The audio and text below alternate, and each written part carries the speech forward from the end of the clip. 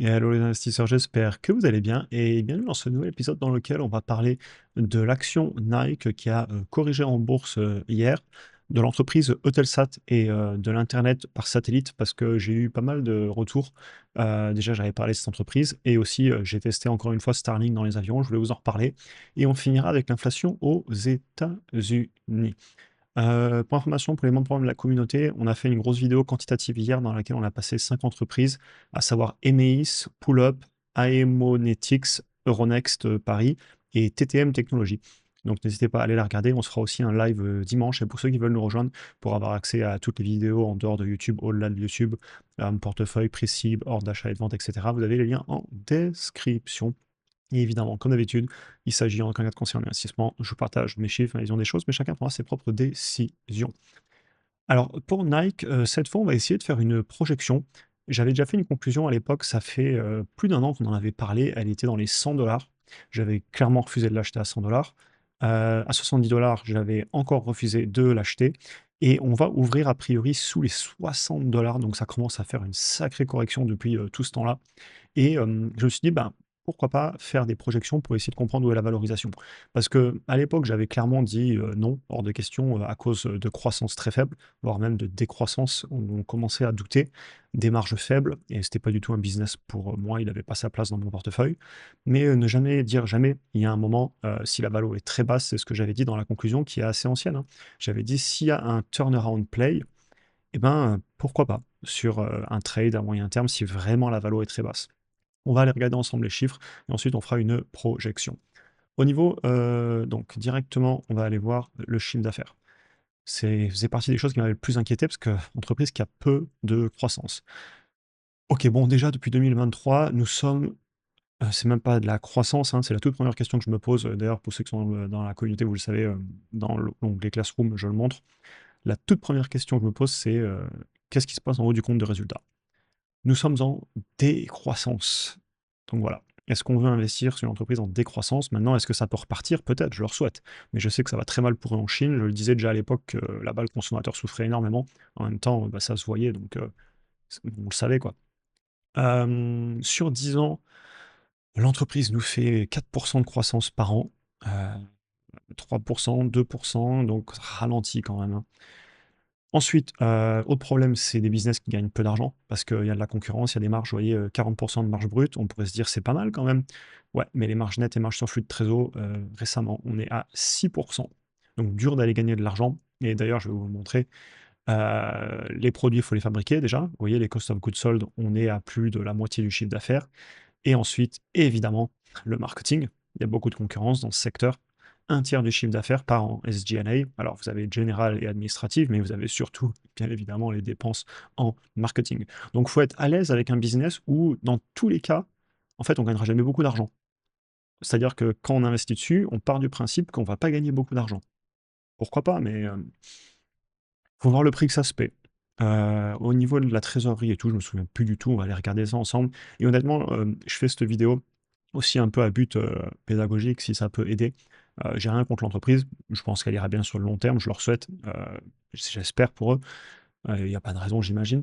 Après chacun se posera ses propres questions, qualitatives, mais je me dois de le faire, heu, bah, tout simplement, heu, parce que j'ai jamais, filtré ce que je disais, je dis tout ce que je pense. Bref. Ouh là, la direction, elle se paye grassement. Les compensations en actions destinées aux investisseurs par rapport au free cash flow, on est à plus de 20%. Vous payez quand même beaucoup, je trouve, pour une entreprise qui est en décroissance. OK. Bon, je vais afficher du coup les flux de trésor sans les réintégrer parce que là, l'écart est quand même, assez impressionnant, hein. Et ensuite non mais oh non, oh non, oh non, ils peuvent pas payer le dividende, ils le payent. C'était pas le cas à l'époque, hein, parce qu'on l'a regardé il y a longtemps. Waouh! Et ils rachètent des actions. Et il rembourse de la dette, donc il doit avoir beaucoup de dettes, j'imagine. Enfin, il doit en avoir tout court. Ouais, non, mais OK, bon, je le savais pas, hein, je l'ai pas regardé en avant, je le fais en direct comme je le fais, d'ailleurs, de plus en plus. Waouh, j'avais pas prévu qu'ils ne puissent pas payer leurs dividendes. Faut qu'ils le coupent, hein.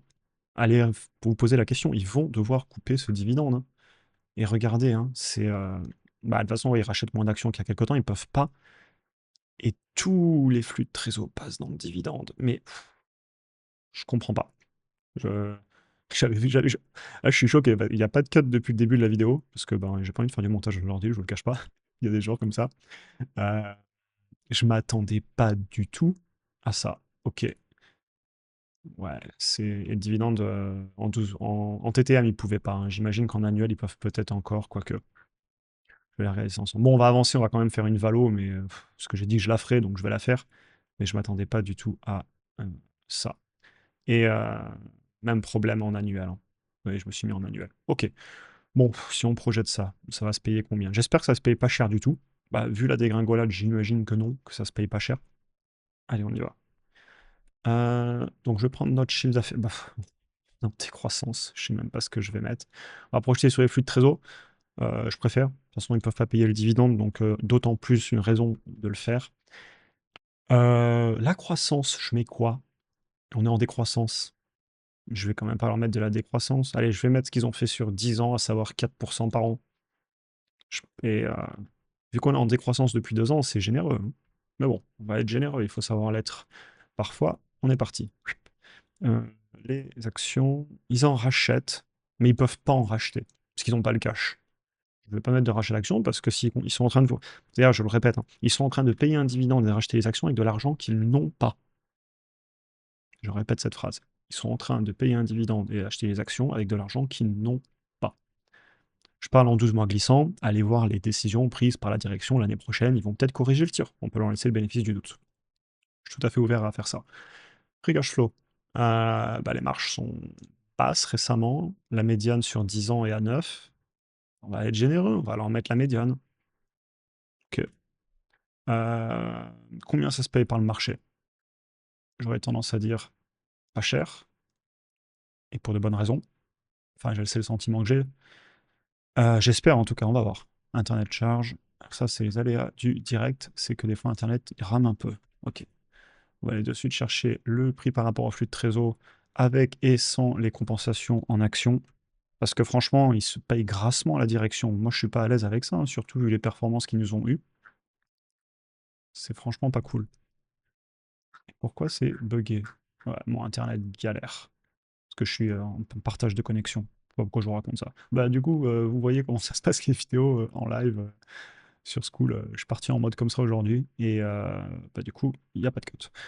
Euh, Prix par rapport au flux de trésor. Waouh, plus de 30. C'est beaucoup trop pour une entreprise qui en. Moi, franchement, 4% de croissance, moins de 10% de marge, qui prennent des décisions très douteuses au niveau de la direction, je paye ça, mais grand maximum 15-20 fois les free cash flow. On va mettre 20 fois, on va être très très très très généreux. 44 $. Elle cote à combien cette boîte? Je sais même pas. Attendez, on va retourner la chercher. 65. Ouais, je peux pas payer ça aussi cher. On va aller voir ce que disent les analystes, mais il y a encore un sacré potentiel. Faut vraiment être à l'aise à payer ça. Que nous disent les analystes? On va se marrer. Je le fais souvent parce que souvent c'est rigolo. 59 milliards de chiffre d'affaires en 2030 et un bénéfice par action à 4,73. 2030. Ok. Et ben déjà au niveau de la croissance, ils voient comme moi. Ils sont à 58, je suis à 58,5. Donc les analystes pensent qu'il n'y aura pas plus de 4% de croissance. Et le bénéfice par action 3,55, ils m'ont mis à 4,73, donc ils voient plus de marge. Bon, les mecs, ils sont chauds, hein. Ok, allez, on va mettre 12% de marge. Et les analystes me disent que la boîte devrait coter à 4 $. Ouais, mais ils vous ont mis des ratios de prix énormes parce qu'ils sont obligés de faire les moutons et de suivre le prix de l'action. On le sait. Donc ils nous payent ça 30 fois les free cash flow. Les mecs, vous êtes généreux. On va aller 29 fois. 29 fois. Est-ce que vous pensez que l'entreprise se payera aussi cher dans le futur? Peut-être. Encore une fois, je suis obligé de partager ma vision des choses. Et bon, je confirme ma conclusion. On n'est toujours pas à un prix où je verrai de la symétrie. Pour moi, ça devrait se payer peut-être entre 40 et 50 $. Donc ça veut dire que pour que je l'achète, il faudrait qu'elle cote beaucoup moins pour être en value play et peut-être avoir un turnaround play à la Peter Lynch avec une valo massacrée. Ce qui n'est pas le cas. Encore une fois, mon analyse, ma vision des choses, chacun fera ses propres projections. On continue la vidéo. Eutelsat. Je voulais revenir dessus parce qu'on en parlait en commentaire. J'ai fait un petit post Starlink et j'ai d'ailleurs posté la vidéo YouTube aussi depuis 10 000 mètres d'altitude.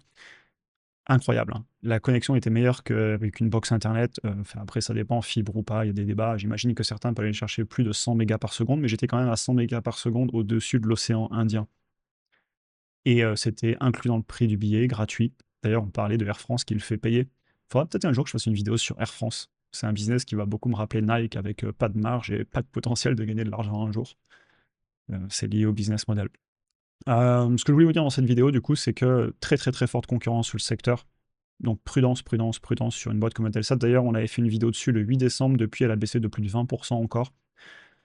Entreprise qui brûle du cash, qui est en train de lever massivement de l'argent via un offering. On en avait parlé dans l'autre vidéo.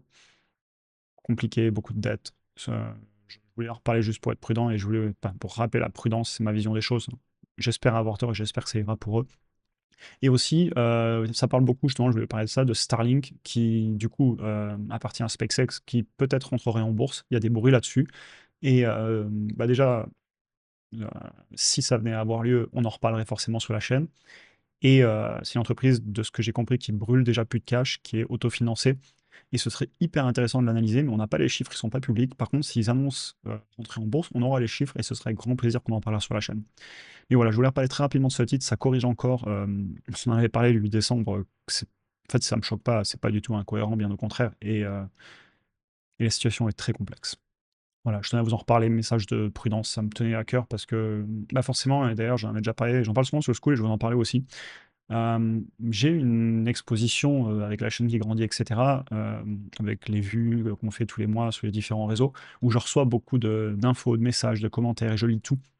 Et donc pour moi, bah, quand je vois des dossiers, en fait, il y a des phases où, je sais pas, il y a par exemple 2 mois, tout le monde me parlait, de boîtes comme Zoetis, comme Pfizer, FSRV, je crois le ticker.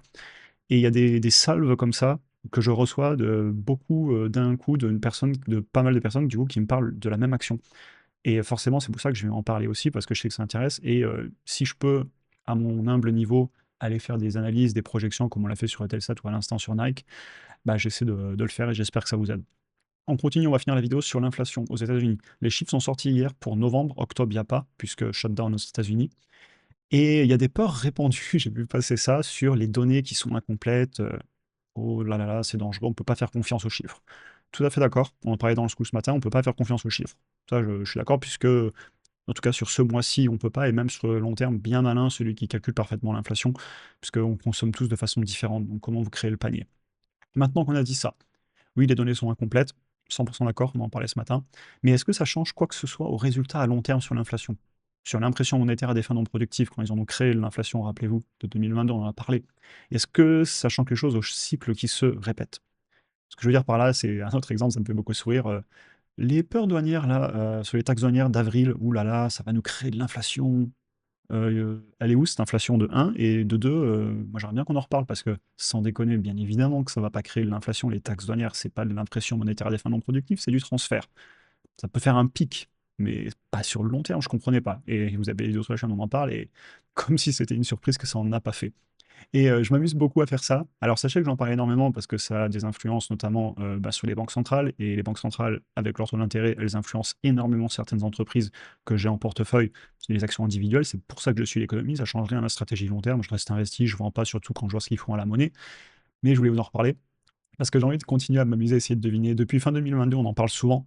Quand j'avais dit tout ce qui est free cash flow négatif, ça sort du portefeuille parce qu'ils allaient monter les taux comme des fous furieux après avoir créé l'inflation en imprimant. Ben, vous voyez ici l'impression en 2020, ils ont imprimé de l'argent de façon.